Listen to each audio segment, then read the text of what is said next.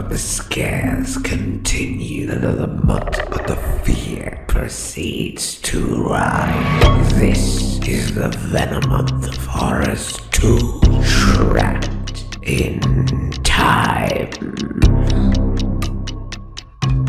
Silence of the Lambs, based off of the 1988 Thomas Harris novel of the same name, tells the story of Clarice Starling, played by Jodie Foster, who is training to join the FBI. However, she is soon put to the ultimate test when she is assigned to interview iconic serial killer, cannibal, and former psychiatrist Hannibal Lecter, played by Anthony Hopkins. There's also another killer on the loose known as Buffalo Bill,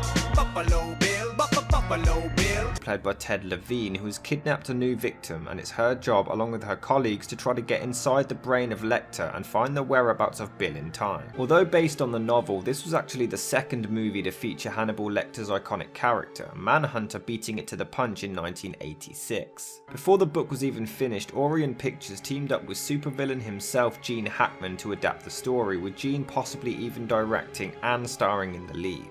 It was all down to Dino De Laurentiis, who owned the rights to Manhunter, but that film was such a bomb he literally gave them the rights completely free of charge. Nice to know he put up a fight for it.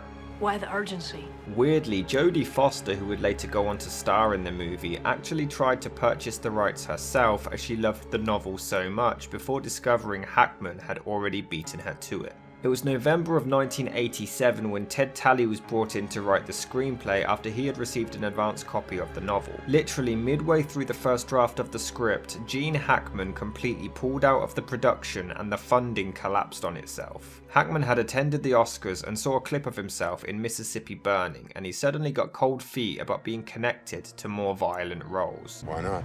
Despite this, Talley was convinced to continue writing, hoping the studio would handle the financing and find a new director, which is when Jonathan Demme took up the role. The script wasn't even completed yet, but he loved the book so much he quickly accepted. The script was finished in May of 1989 and shooting began as early as November. Jodie Foster was immediately interested in playing Clarice, but Demme didn't think she was right for the part after she had just won an Oscar for The Accused. He instead wanted Michelle Pfeiffer, who turned it down, admitting that she was nervous about the subject matter. Meg Ryan was then asked, but she also rejected due to the violence of the film, and Nicole Kidman was another consideration before Foster was finally given the role. All good things to those who wait.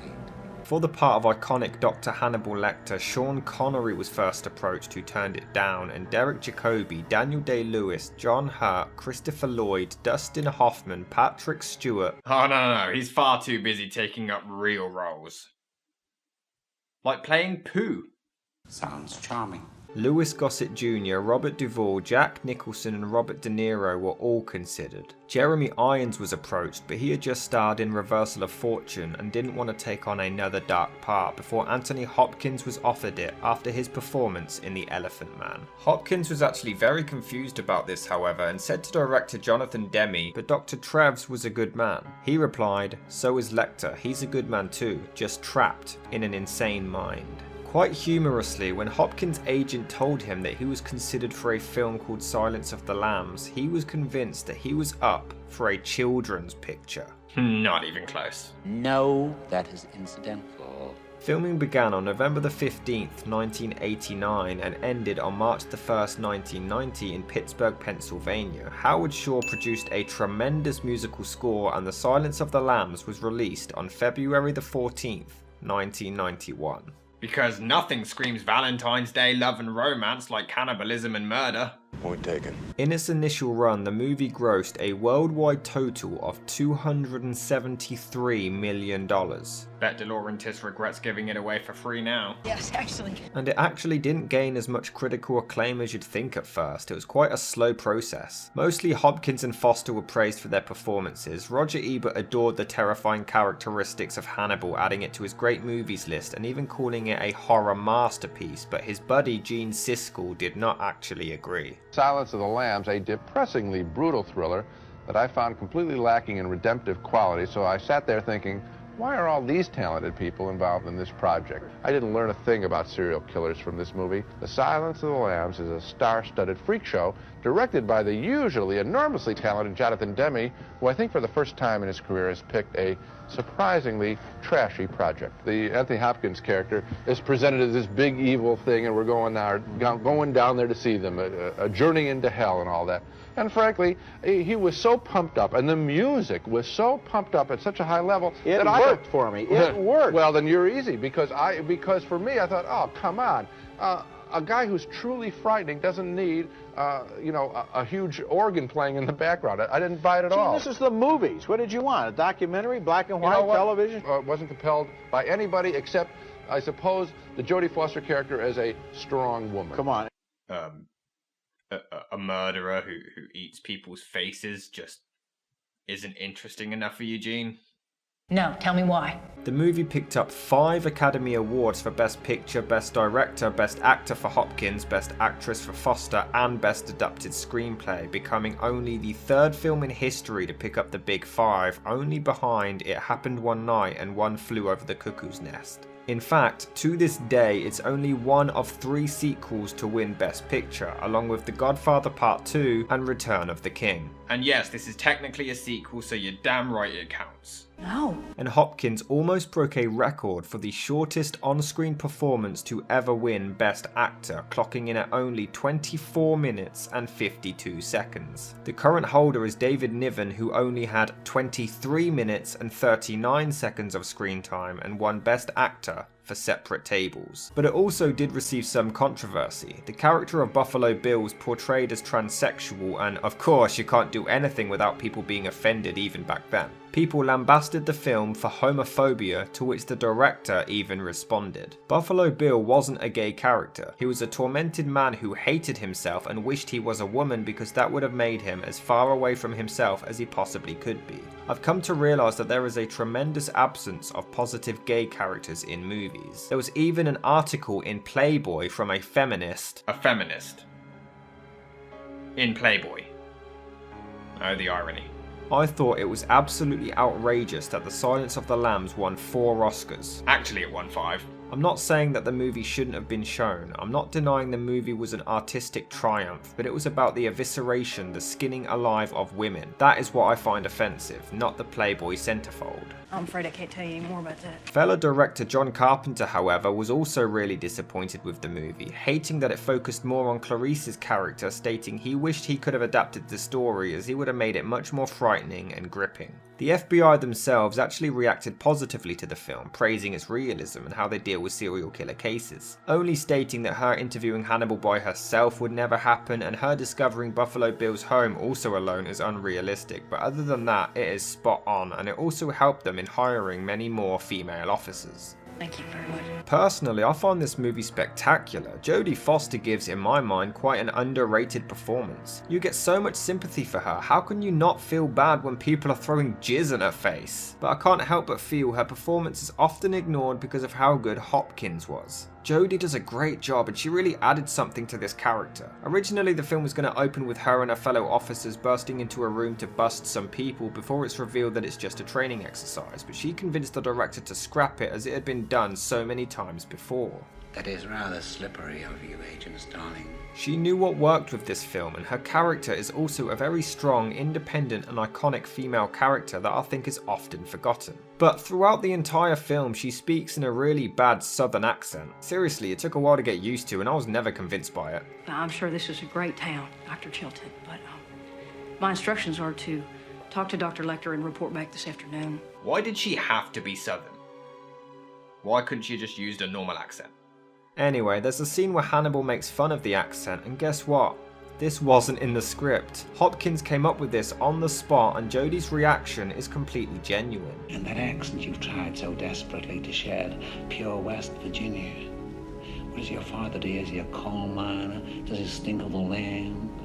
You know how quickly the boys found you, all those tedious, sticky fumblings in the backseats of cars, while you could only dream of getting out, getting anywhere. She was legitimately hurt by these remarks and she felt like this was a personal attack towards her acting, but she later thanked her co-star for bringing out such a real reaction to the screen. Hopkins is absolutely bone-chilling in this. We've seen serial killer roles before, but this is like the serial killer role. Very often he'll just look down the camera and you feel his eerie stare pierce through you. He talks slowly and softly and it's terrifying. For a man who doesn't have much screen time, he steals every single frame he's in and he makes this movie his. In fact, he was so good, Jodie Foster actually avoided him in between scenes because she was genuinely terrified of the guy. His character is so intelligent and so cleverly written. They utilize the fact that he's a psychiatrist so well. He analyzes people's behavioral patterns and is always one step ahead of them. Tell me, Mom, when your little girl is on the slab, where will it tickle you? How he even swaps clothes with a cop and poses as a dying corpse to escape at one point. Halloween would try to steal this later, but it made no sense then. To today's standards, this was predictable, but back then it was quite new and inventive. Whenever he leaves clues to where Buffalo Bill is, it's always cryptic and in the form of anagrams. It's like trying to break down the Riddler, but the performance is so good. Honestly, I can't praise this enough as one of the best performances in horror history. He also has a great knack for turning dramatically to the camera. Yes, and now, Clarice. After your father's murder, you were orphaned. What happened next? Hey dude, I'm just heading to the shop. Did you want anything? I've got a serious chocolate craving.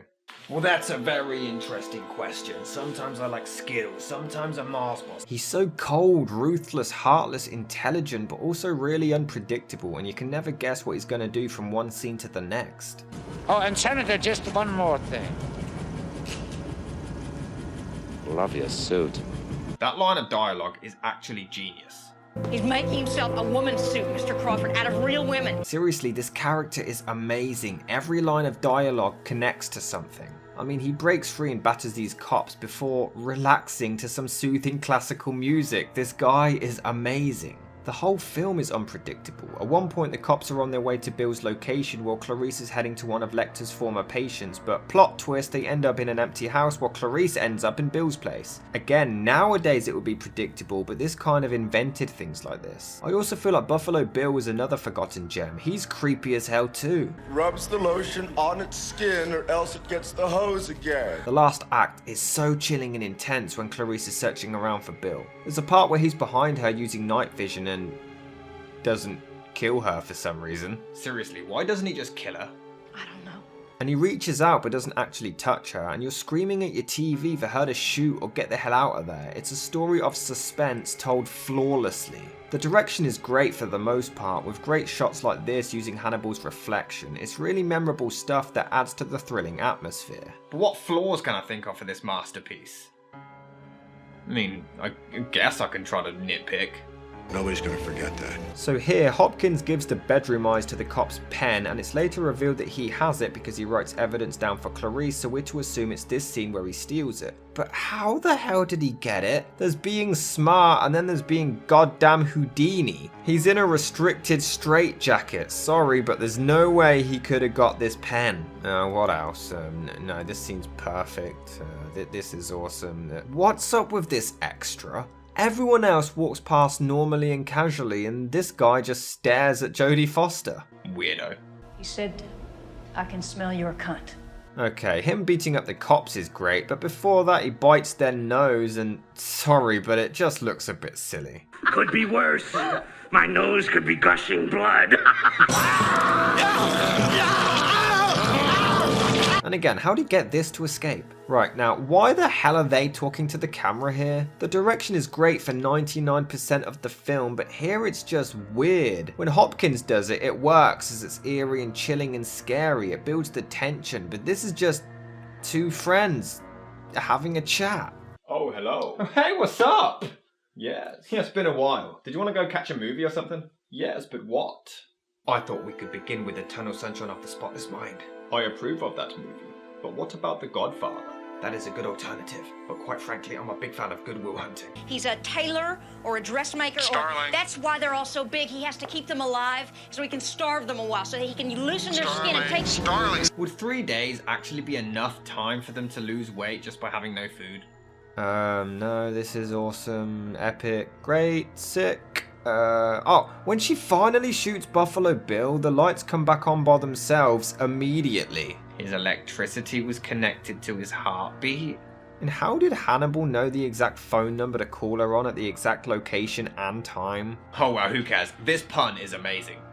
I do wish we could chat longer, but I'm having an old friend for dinner. The movie is chilling, eerie, scary, well acted, well directed, and honestly a must-see for any horror or thriller fans out there. In 2001, a sequel followed, a year later a prequel, with another following in 2007 before the popular TV series in 2013 followed, all growing the popularity of this legendary and horrific character.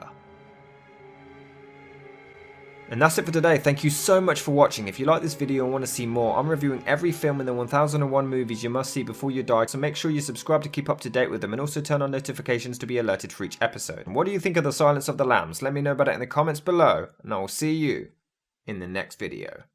Buffalo Bill, Buffalo Bill. Oh yeah, Eminem lyrics that I don't remember. Hannibal Lecter, I don't give a shit because the animal's better.